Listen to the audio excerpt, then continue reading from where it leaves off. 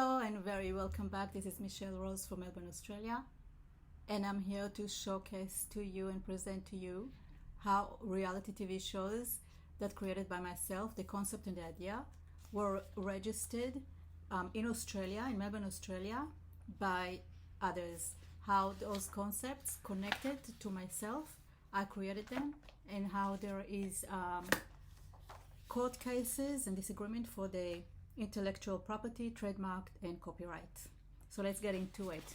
All those documents are court documents, and this is the Fancy Brothers and MELBOURNE, Australia. The programs reproduce or MasterChef, The Voice, and Australian Got Next Top Model. And MELBOURNE, Australia is part of Shine Group. You have to remember, every single part of the information I am giving, it is very, very important part, because it's one little thing leading to another. And the reason I'm not doing it in a large, massive session, because there's so much small information, all the tiny details, the details in the devil is in the details. Then you will have to put it all together, so it will make sense to you. There is not enough, it's beyond my imagination what these people did in order to create their shows, and the steps on each other, and they took each other to courts for millions and millions of dollars on concept they didn't even create. And I'm here to bring it all into light. So let's go into it, because this is a long document. MELBOURNE, Australia. The program is produced include MasterChef, The Voice, Australian Next Top Model, yoo-hoo, I told you. And MELBOURNE, Australia is part of Shine Group, and the Shine Lawyers, it's part of them, and a production company. And this is how they got me as well. One of the world's fastest growing and the most successful creators and producers of the media entertainment brands. Television production is a small, brutal, and fiercely contested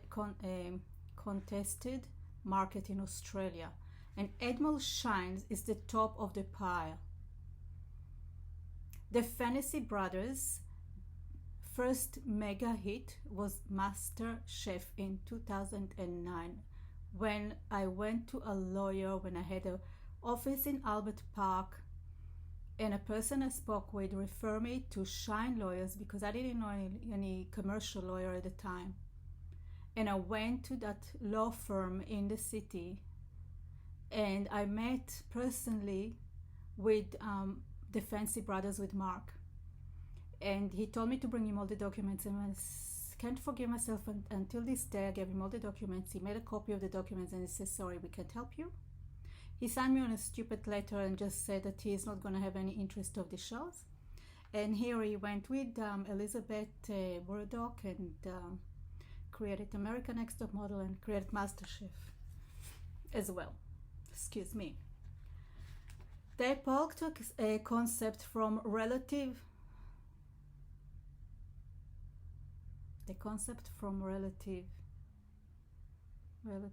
when it was half an hour Sunday night cooking show.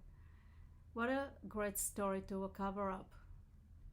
But guys, ladies and gentlemen, we are much more intelligent than that. You have to understand. Every show was franchised to 120 to 150 countries. Every show's got a copyright, trademarks, and intellectual properties. There are over 20 shows with the same concept worldwide. MasterChef, it's only one of them. Australian Idol, it's a second. And then you have another 20 shows to go with the same concept. So if they discover MasterChef from a friend, how is it happened that they use the same concept from the friend for other shows? Because MasterChef was started 2009. The other shows were started earlier than late 2002, 2003. They use the same concept. You don't need to have so much brain to even see it. They try to change it now to 3 judges and 5 judges, which it's actually really, really funny. And you will see it in all of the internet. They try to change the numbers because they know they're wrong. That's the little proof again. But this is a document that you cannot hide anymore from the internet because I have it. And this is why I'm showing it to you. They did not find MasterChef from a friend because they're using the same concept in another 20 shows. Okay, the fancy versions of MasterChef since been exported back to Britain and rolled out around the world franchise. Most of the show might be spin-off from overseas format. But Admiral Shine knows better than anyone which formats to pick and has the best of spin time them locally, such as the Made for Production Company, with headquarters in Sydney's and other places that I'm not going to mention their name. Okay, so they had The Voice, they had Australia Next Top Model, and they have MasterChef and Top Model. Yeah. So that's another messed up, the whole thing. When MasterChef Australia was first presented to advertisers and clients at Network 10 2008, it was in 2009 in presentations, the reaction put totally was muted. The Australian, I know you're asking, it says 2008 in the third session, but in all of the registrations it's 2009. 2008, it's not the correct time. They couldn't have it 2008, maybe later 2008.